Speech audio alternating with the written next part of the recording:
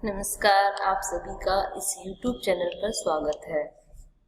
आज की इस क्लास में हम टुंड्रा प्रदेश में निवास करने वाली एक प्रमुख जनजाति एस्किमो उसके बारे में चर्चा करेंगे। पिछली क्लास में हमने एस्किमो जो जनजाति है उसका निवास क्षेत्र कौन सा है, उसके पश्चात वहाँ की जो जलवायु दशाएं क्या क्या हैं, इनके शारीरिक लक्षण और वस्त्रों के बारे में पढ़ लिया था। आज जो है इसके आगे के जो टॉपिक हैं उनमें हम चर्चा करेंगे कि एस्किमो लोगों का जो आवास है या उनके घर हैं वो कैसे होते हैं। प्रतिकूल जलवायु के कारण एस्किमो स्थायी घर नहीं बनाते हैं, बल्कि ये जो लोग हैं वो नोमाडिक या जो है भ्रमणशील या घुमक्कड़ जीवन यापन करते हैं। यहाँ की क्लाइमेटिक कंडीशन ऐसी है कि ये लोग एक स्थान पर ज़्यादा लंबे समय तक नहीं रुक सकते हैं, इसलिए ये घुमक्कड़ जीवन यापन करते हैं, क्योंकि इन्हें अपने जीवन की जो आवश्यकता की सामग्री जुटाने के लिए एक स्थान से दूसरे स्थान पर घूमना पड़ता है। इनके शीतकालीन एवं ग्रीष्मकालीन जो घर है वो अलग अलग होते हैं। ग्रीष्म काल में ये लोग एस्किमो जो लोग हैं ये सील मछली जो है उसके चमड़े को जोड़कर टेंट बनाते हैं। सील मछली के चमड़े से बने हुए जो टेंट या जो तंबू होते हैं उन्हें शूपिक्स कहा जाता है। तो शूपिक्स क्या हुआ?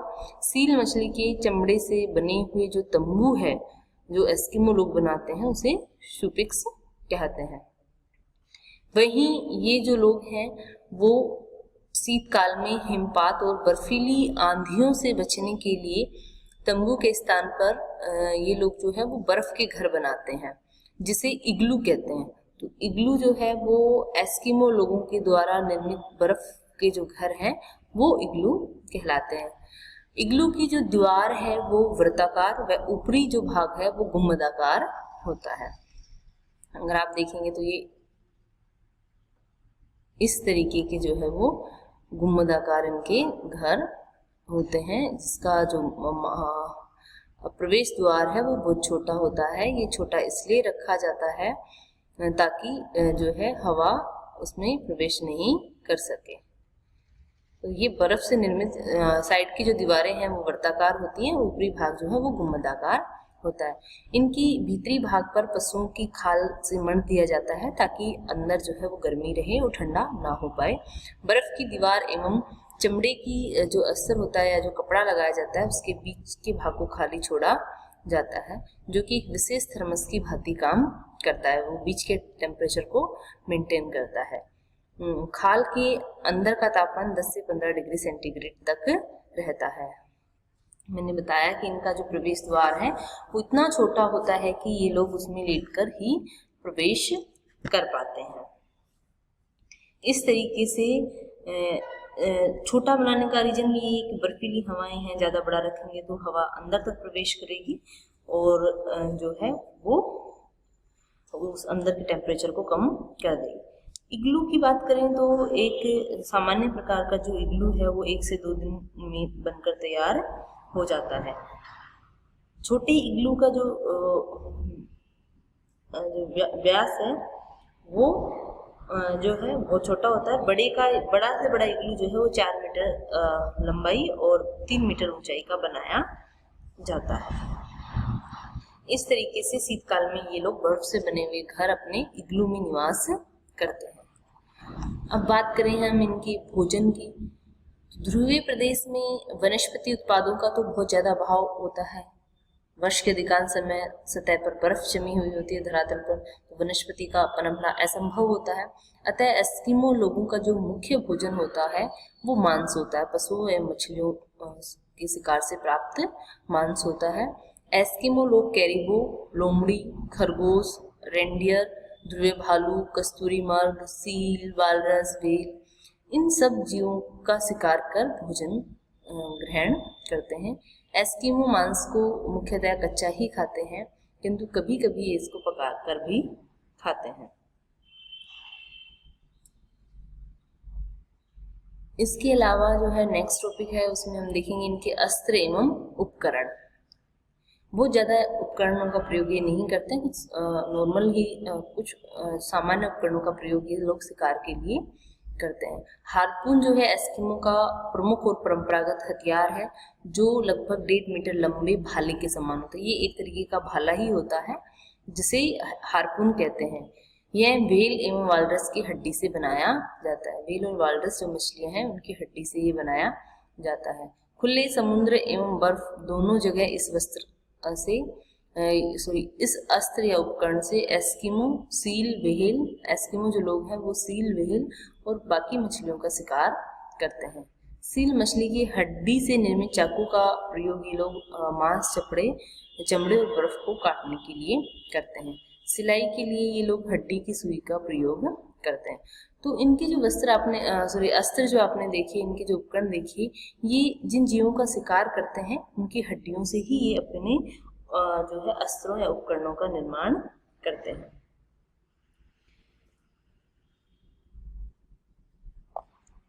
इसके अलावा इन लोगों के यातायात के साधनों की यदि अपन बात करें तो एस्किमो यातायात के लिए बिना पहिए की जो गाड़ी है, बर्फ पर जो आसानी से चलती है, जिसे स्लेज गाड़ी कहा जाता है, उसका प्रयोग करते हैं, जो व्हेल मछली की हड्डियों और लकड़ी से बनी होती है, जो बर्फीली चिकनी धरातल के लिए उपयुक्त होती है। इसे 5 से 6 कुत्ते बर्फ की चिकनी धरातल पर खींचते हैं। तो इनका जो मुख्य अपन बात करें कि मुख्य वाहन जो है वो स्लेज गाड़ी है, और जो कुत्ते इनको खींचते हैं वो रेंडियर जो है वो इनको खींचने का काम करते हैं। अब हम बात करें कि ग्रीष्म काल में शिकार करने के लिए एस्किमो एक विशेष प्रकार की नाव का प्रयोग करते हैं, जिसे कयाक कहते हैं, जो 6 मीटर लंबी होती है। यह नाव व्हेल मछली की हड्डी व लकड़ी के ढांचे पर सील मछली की खाल को मंडकर तैयार की जाती है। ग्रीनलैंड में ग्रीष्म काल में खुले जलीय भाग पर बड़ी बड़ी मछलियों का शिकार करने के लिए ये लोग अपेक्षाकृत जो कयाक है उसकी तुलना में बड़ी और चौड़ी नाव का प्रयोग करते हैं, जिसे उमियाक कहते हैं। उमियाक भी हड्डी एवं लकड़ी के ढांचे को मंडकर तैयार की जाती है।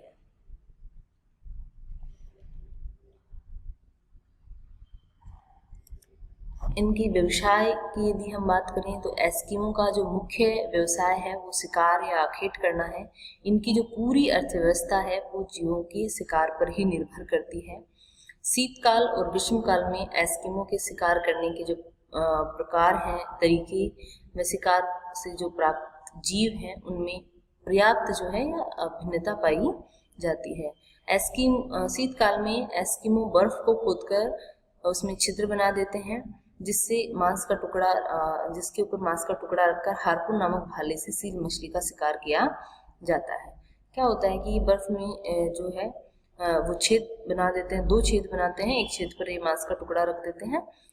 वो मछली जो है जब वहाँ पे सांस लेने के लिए उसकी स्मेल से वहाँ पर आती है सील मछली, तो दूसरी जो छिद्र है उसमें जो है हार्पून घोंपकर उस मछली का शिकार कर लिया जाता है। शिकार की ये जो पद्धति है वो माउपोक कहलाती है। ग्रीष्म काल में खुले समुद्र में वालरस मछली का शिकार करते हैं। ग्रीष्म काल में बर्फ के पिघलने से धरातलीय भाग पर भी पशु पक्षियों का शिकार किया जाता है। इस समय ये लोग कैरिबो, रेंडियर, लोमड़ी, खरगोश, ध्रुवीय भालू का शिकार करते हैं। एस्किमो लोग जो है मुख्यतः जो शिकार है वो समूह में करते हैं। अब हम बात करें इनके सामाजिक संगठन की, तो एस्किमो जनजाति में पितृसत्तात्मक सामाजिक व्यवस्था पाई जाती है। इनके समूह का सबसे जो वृद्ध व्यक्ति होता है वो इनके समूह का मुखिया माना जाता है, जो आवास, शिकार व मछली पकड़ने के स्थान का चुनाव जो है वो समूह के मुखिया के द्वारा किया जाता है। शिकार से प्राप्त जो सामग्री है उसका उचित बंटवारा भी जो है वो मुखिया के द्वारा ही किया जाता है। एस्किमो जो है कला कौशल में दक्ष होते हैं, निपुण होते हैं। अमेरिका व यूरोपीय लोगों से संपर्क में आने के बाद एस्किमो लोगों के जीवन में काफ़ी परिवर्तन हुए हैं। ये जनजाति स्लेज गाड़ी बनाने में अब वर्तमान में जो है हड्डियों, लकड़ी के स्थान पर इस्पात का प्रयोग भी करने लगे हैं। यूरोपीय व अमेरिकन लोग एस्किमो को उनकी आवश्यकता की वस्तुएं देकर बदले में उनसे खाल व अस्थियां, जो हड्डियां हैं, वो प्राप्त करते हैं। एस्किमो जनजाति जो है इनके भरण पोषण की परंपरागत जो जीवन शैली है वो धीरे धीरे बदल रही है। ये समूर का व्यापार करने लगे हैं। वर्तमान में जो एस्किमो सरल प्रकृति के लोग हैं, ये युद्ध, चोरी व लूटपाट से अनजान हैं। इनमें एक विवाह की प्रथा प्रचलित है, जादू टोना में ये लोग विश्वास करते हैं। इनमें एक जादूगर होता है जो समाज का अत्यंत प्रभावशाली व्यक्ति होता है। ये लोग एक समुद्री देवी को मानते हैं जो इनके जीवन को नियंत्रित करती है। ये जो जनजाति है वो अंधविश्वास को मानती है जो कि प्रतिकूल पर्यावरण दशाओं के अनुकूल है। अब वातावरण के साथ समायोजन की बात करें तो यहाँ का जो जलवायु या प्राकृतिक पर्यावरण है वो कठोर है। चाहे आप धरातलीय दशाएं देख लीजिए, जलवायु दशाएं देख लीजिए, ये सब जो है धरातल सदा जो है वर्ष के अधिकांश समय उस पर बर्फ जमी रहती है। तापमान 0 डिग्री सेल्सियस से जो है कम रहता है। बर्फीली जो है आंधियाँ चलती हैं यहाँ पे। तो प्रतिकूल दशाओं के साथ ये जो जनजाति का जो अनुकूलन है वो एक अनूठा उदाहरण है। प्रतिकूल एवं विषम भौतिक दशाओं वाले उत्तरी ध्रुवीय प्रदेश में निवास करने वाली जो ये एस्किमो जनजाति है वो प्राकृतिक पर्यावरण के साथ पूर्ण रूप से सामंजस्य स्थापित करने का प्रयास करती है। उसी के अकॉर्डिंग देखो इनके जो घर हैं, भोजन है, वस्त्र है, यातायात के साधन हैं, इनका चाहे सामाजिक संगठन देख लीजिए, आर्थिक क्रियाएं हैं, ये सब जो है वो वहाँ की पर्यावरणीय दशाओं के अनुकूल ही हैं। आप देखेंगे कि ग्रीष्म काल में इनके जो मकान हैं या घर हैं वो अलग तरीके के होते हैं, शीतकाल में अलग होते हैं। ग्रीष्म काल में शिकार करने का जो तरीका और जानवर जो है वो अलग होते हैं, शीतकाल में अलग होते हैं। पिछले टॉपिक्स में हमने जाना है। तो ये प्राकृतिक पर्यावरण से एक विशिष्ट प्रकार के अनुकूलन का ही एक परिणाम है। टुंड्रा प्रदेश की जो समस्त मानवीय क्रियाकलाप है वो वहाँ के प्राकृतिक पर्यावरण द्वारा नियंत्रित है।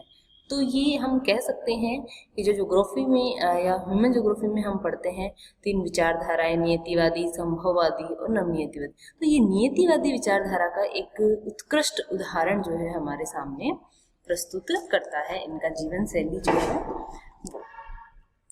तो टुंड्रा प्रदेश में जो निवास करने वाली एक महत्वपूर्ण जनजाति जो एस्किमो है उनको हमने विभिन्न टॉपिक्स के माध्यम से पढ़ा, जिसमें हमने इनके निवास क्षेत्र, यहाँ की जो जलवायु दशाएं, उनके शारीरिक लक्षण, इनके वस्त्र, आवास, भोजन, उनके उपकरण जो है जो अपने जीवन में प्रयोग में लेते हैं, यातायात के साधन, उनका व्यवसाय और सामाजिक ढांचे को हमने पॉइंट टू पॉइंट जाना। धन्यवाद।